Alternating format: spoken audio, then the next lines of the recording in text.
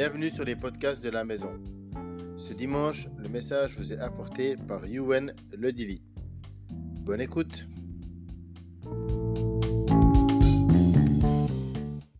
Alors, on fait depuis le début de cette année 2023, tous nos messages sont sur le thème « Suivre Jésus ». Suivre Jésus. Et aujourd'hui, j'avais envie de vous parler de suivre Jésus à l'intérieur de nous. Parce que, vous le savez ou vous ne le savez peut-être pas, mais Jésus aime habiter à l'intérieur de nous. Il a désiré faire sa demeure en nous. Et ce que je vous propose, c'est qu'on aille ensemble à l'intérieur, pas de moi, mais de chacun d'entre vous, et puis essayer de comprendre comment on peut suivre Jésus dedans. Ok ? Alors, on a physiquement tous des chemins intérieurs. Par exemple, on a des veines dans lesquelles le sang fait un chemin. On a notre système digestif, les choses font plein de chemins. Il y a des chemins partout. Quand on a une information qui vient, ça fait un chemin jusqu'au cerveau. Ça va assez vite quand même. Enfin, ça dépend chez qui, mais en général, ça va assez vite. On a des réflexes, des émotions, tout ça. En fait, on est plein de mouvements à l'intérieur, plein de chemins par lesquels on fonctionne. Dieu nous a fait comme ça. Et ça fonctionne plutôt bien. Et il y a aussi des chemins dans notre cœur. Il y a aussi des chemins dans notre cœur. Et j'ai envie de parler aujourd'hui de la manière dont nous prenons nos décisions. Donc quand on prend nos décisions, ça fait tout un chemin. Des fois, ça bloque à certaines étapes. Et après, on agit. D'une manière ou d'une autre, selon ce qui s'est passé à l'intérieur. Et moi, ça m'est déjà arrivé, vous aussi j'imagine, d'avoir à prendre une décision importante. Je ne parle pas de qu'est-ce que je vais manger pour mon prochain repas, mais des décisions de suite de vie, des décisions d'orientation, de travail. Et ça bloque parce qu'on ne sait pas. Parce qu'on sait le résultat de notre décision, quelque part, ça va un peu ou beaucoup changer notre vie. Et ou bien ça peut être l'achat d'une maison, par exemple. C'est pas neutre comme décision, donc tu réfléchis bien avant, et c'est très bien, et tu prends ta décision et tu agis. Et donc ça fait tout un chemin. Et bien souvent, parmi tous ces choix qu'on a à faire, parce que en plus, dans notre société, on a un nombre de choix incroyables à faire chaque jour. Donc je parlais de ce qu'on mange, mais je parlais qu'est-ce que je vais regarder à la télévision, avec qui vais-je être en relation. On a un nombre de choix beaucoup plus qu'avant, en tout cas j'ai l'impression, notamment grâce aux médias, grâce à la technologie qui nous entoure, mais le nombre de choix qu'on doit faire est énorme. C'est fatigant parfois d'ailleurs. Mais au travers de ça, on est obligé de faire ce chemin intérieur. Et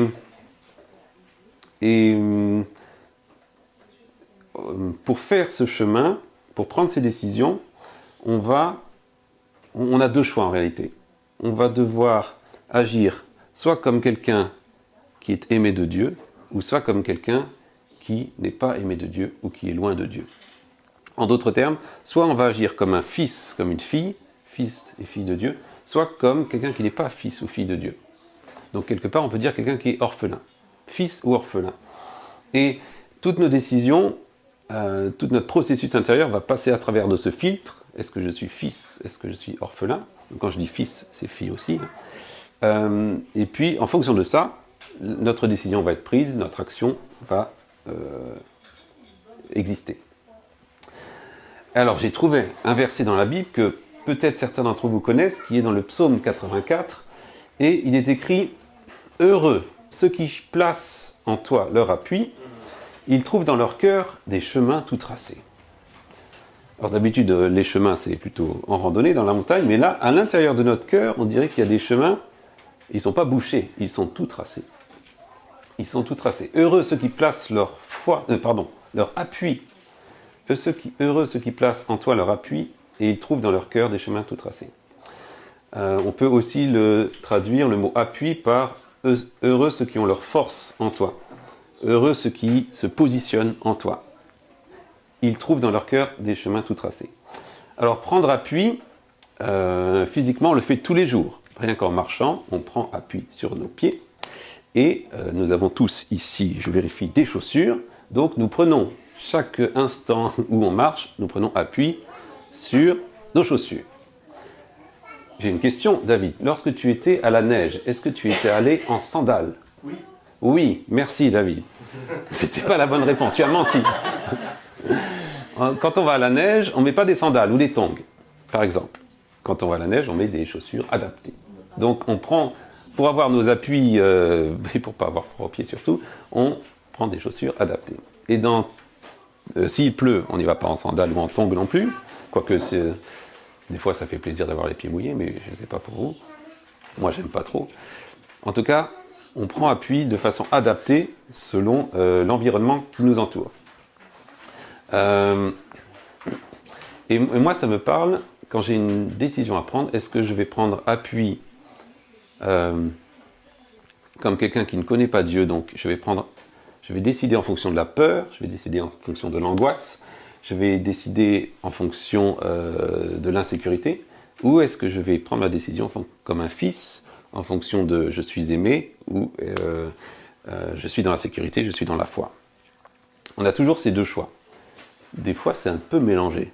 Hein. Des fois, il y a une espèce de mélange en disant oui, j'ai la foi, mais j'ai peur aussi. Alors, la paix qu'on a dans notre cœur quand on prend une décision ne va pas dépendre de la réalité qui nous entoure. On peut parfois avoir à prendre des décisions qui sont humainement, à nos yeux, ça ne marche pas, quoi, pas possible, mais le Seigneur nous met à cœur de le faire et ça fonctionne. Et alors, je vais vous parler d'un exemple. Et je n'ai pas demandé à ma femme, mais je vais vous parler de la décision qu'on a prise pour choisir de se marier. Donc nous étions très jeunes. Et pour vous mettre dans le contexte, elle était étudiante, moi j'étais employé de la plus grande entreprise de France, c'est-à-dire Pôle emploi. Et donc nous avions des ressources très limitées. Une bourse et puis pas grand-chose. Et pourtant, au fond, on sentait qu'il fallait faire le pas de se marier. Alors beaucoup de gens nous ont dit « mais ça ne va pas la tête, vous n'avez pas de boulot, où est-ce que vous allez vivre, vous n'avez pas de situation, comment est-ce que vous allez... comment ça va marcher ?» Et on était très au clair avec cette réalité que nous n'avions pas de situation. Mais pourtant, à l'intérieur de nous, on avait ce chemin de paix qui nous disait « on y va quand même, on y va quand même, on ne va pas attendre que la situation soit parfaite, sinon je pense qu'on ne serait toujours pas mariés d'ailleurs, mais on ne va pas attendre que la situation soit humainement bien pour pouvoir y aller. Donc humainement, ça veut dire financièrement, ça veut dire avoir une bonne situation, enfin vous connaissez tout ça. Et on a décidé d'y aller quand même. Et le Seigneur s'est toujours occupé de nous, il a toujours pourvu pour les moindres choses, jusqu'à aujourd'hui. Cette décision qui aurait pu être basée sur j'ai peur parce que je n'ai pas assez, qui aurait pu être basée sur je vais manquer d'eux, on a choisi de ne pas choisir d'aller là-dedans, mais d'aller comme des fils et des filles et de se dire Dieu, notre Père, nous a mis à cœur quelque chose, ça veut dire qu'il va pourvoir pour nous et qu'on va pouvoir avancer là-dedans. Et du coup, j'ai une question. Quand on prend nos décisions, sur quoi on se base? Sur quoi est-ce qu'on se base? Quel va être le moteur, la motivation de ma décision, fils ou orphelin? Et c'est important d'être honnête en répondant à cette question, parce que, enfin, si tu veux vraiment que la lumière vienne en toi, que tu sois... que tu vois vraiment en face tes motivations, c'est important d'être honnête. Personne ne va venir te le dire à ta place, il n'y a que toi qui peux dire. Est-ce que j'avance comme un orphelin ou comme un fils? Juste, je vais donner quelques précisions sur l'orphelin. Donc, on est d'accord qu'il ne s'agit pas d'un orphelin sans parents, hein. Il s'agit d'une attitude de cœur. Donc là, l'orphelin, il prend ses décision en sachant qu'il va manquer. qu'il ne se sent pas aimé du tout, il ne se sent pas en sécurité. Il prend ses décisions basées sur la peur. Et le Fils prend des décisions basées sur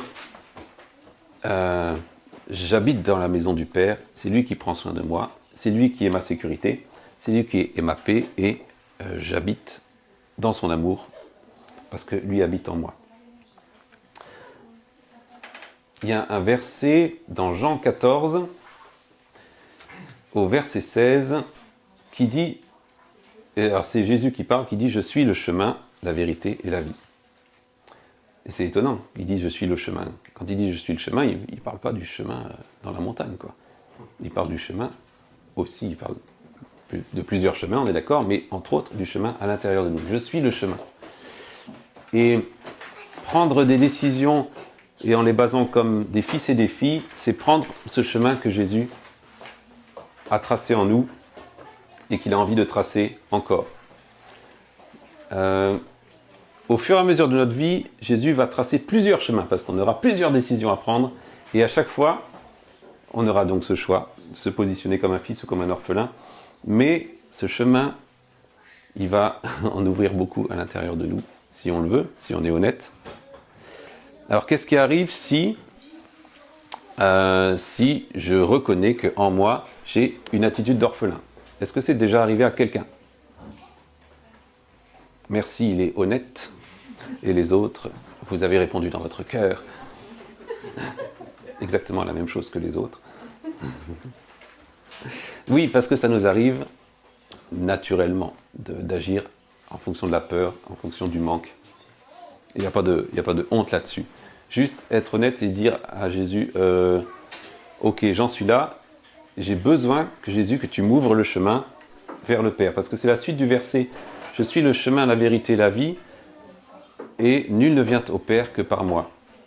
Quand on emprunte ce chemin, c'est ce qui nous ouvre la route vers le Père. Et le Père, qui est celui qui nous aime le plus au monde. Comme Jésus. Jésus, c'est celui qui vous aime le plus au monde. Et comme le Saint-Esprit, c'est la personne qui vous aime le plus au monde. Vous êtes le plus aimé au monde par toute la famille de Dieu. Est-ce que c'est une bonne nouvelle? Moi, je trouve que c'est une très bonne nouvelle. Donc, nul ne vient au Père que par moi. Et du coup, je voudrais vous poser une question et on va prendre un temps pour prier là-dessus rapidement. Est-ce que le chemin vers le Père est ouvert en toi? Est-ce que tu as laissé Jésus ouvrir ce chemin, donc passer par le chemin des fils et ouvrir ce chemin à l'intérieur de ton cœur pour t'amener dans la demeure du Père? La demeure du Père, on ne parle pas d'un lieu éloigné au fin fond de la galaxie, on parle d'un lieu au fond de ton cœur, qui est là. La demeure du Père, c'est là dans ton cœur. C'est ce qui va te donner la motivation, c'est ce qui va te donner la sécurité, c'est ce qui va te donner la vie, tout simplement, l'énergie de vivre et d'avancer, la maison du Père.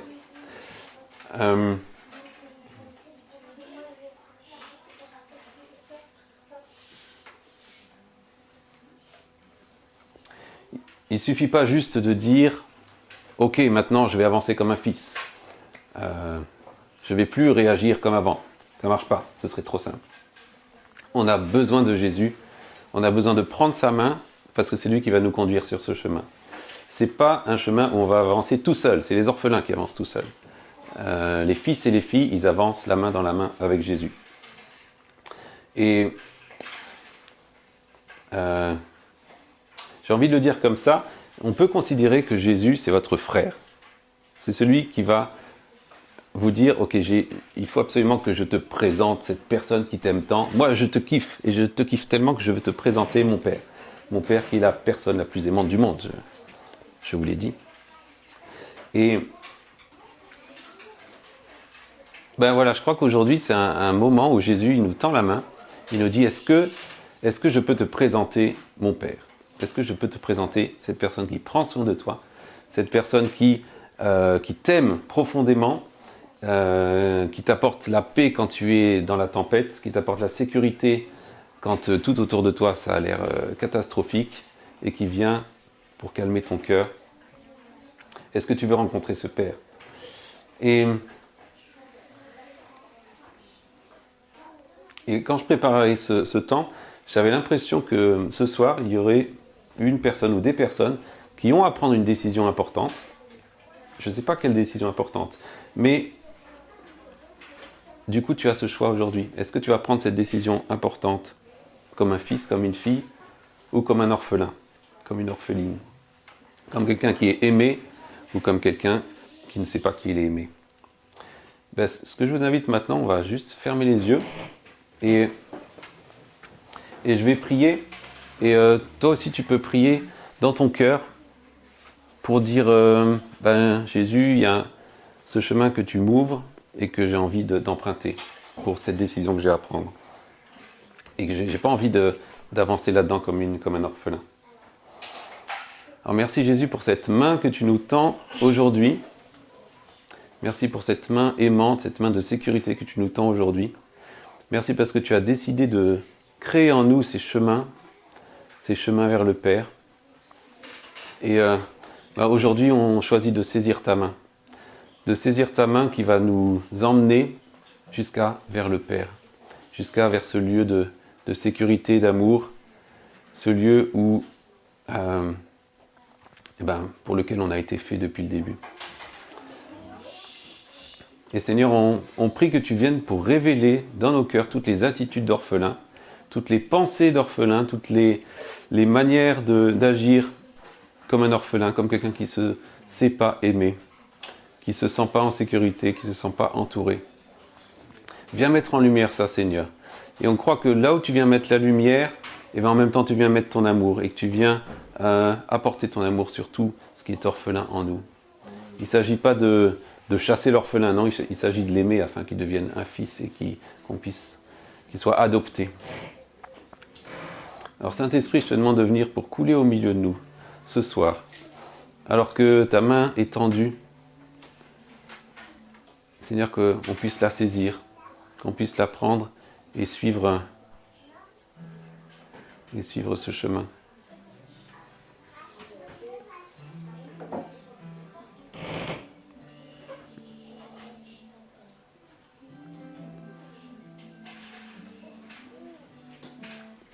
Il ne s'agit pas d'une décision intellectuelle qu'on fait, il s'agit vraiment de quelque chose de profond et qui peut vraiment changer le cours de notre vie.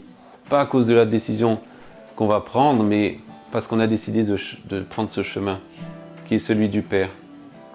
Tout à l'heure, on a chanté Abba Père. Ça veut dire Papa Père. Et je crois que c'est vraiment ce chant qui résonne au milieu de nous, c'est le chant que Jésus chante au milieu de nous et qu'il chante pour toi ce soir.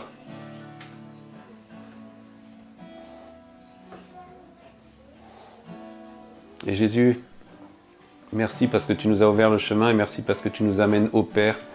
Et on déclare que, oui Père, on est à toi, on est tes enfants. Même si dans notre cœur il y a ces attitudes d'orphelins, ces pensées qui nous tirent vers le bas, viens que ton amour coule en nous, que ton amour coule en nous.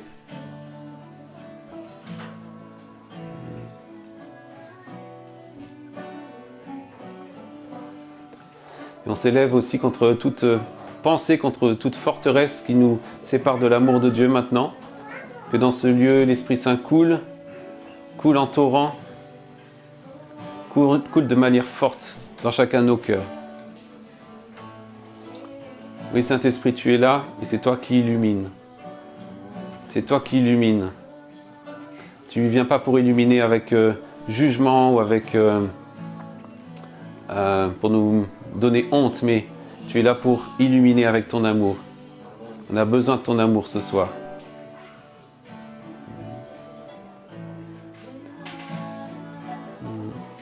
Et si vous avez une chose qui a été illuminée, peut-être une façon de penser, vous savez ces phrases qui disent « Oh là là, j'aurai pas assez, je vais manquer de quelque chose, j'ai peur », amenez-la à Jésus, amenez-la à la lumière, tout simplement. Dans votre cœur, dites « Oui, je t'amène Seigneur cette cette pensée, cette attitude qui est celle d'un orphelin. Viens pour changer ça. Je ne veux plus avancer comme un orphelin, je veux avancer comme un fils, comme une fille.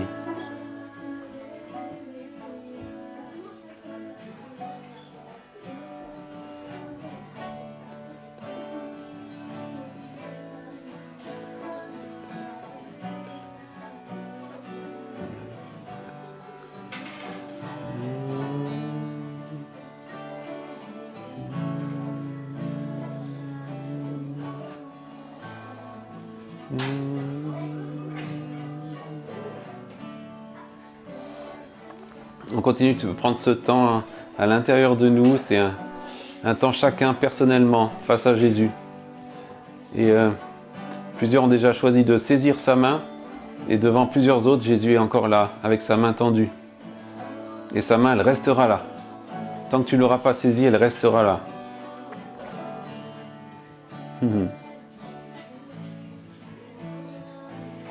Merci pour ton amour si immense, pour ta patience si immense, Seigneur. Tu nous aimes tellement.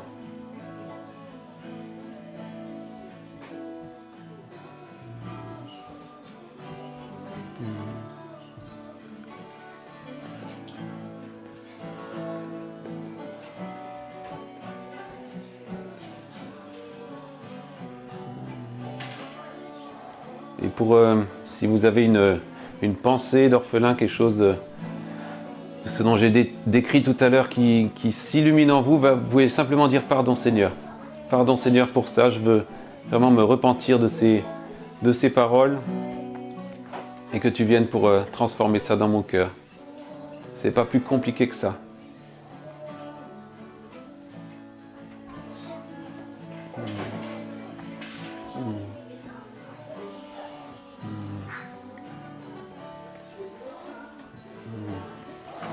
Et je veux terminer en déclarant, Jésus, que tu traces un chemin dans notre cœur et que nous prenons notre appui en toi.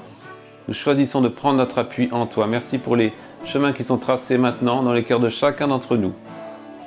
Merci Jésus parce que par ton sang, tu as tracé le chemin, tu as ouvert la voie pour qu'on puisse être proche du Père, pour qu'il puisse venir habiter en nous.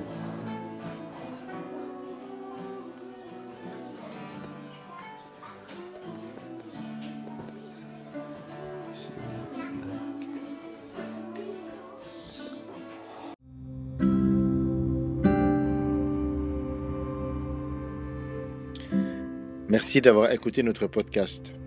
Nous espérons que vous avez été bénis au travers de ce message. Pour plus d'informations, vous pouvez nous écrire un email à contact@égliselamaison.fr ou nous retrouver sur les réseaux sociaux comme Facebook et Instagram sous Église La Maison en un seul mot. À très bientôt. Que Dieu vous bénisse.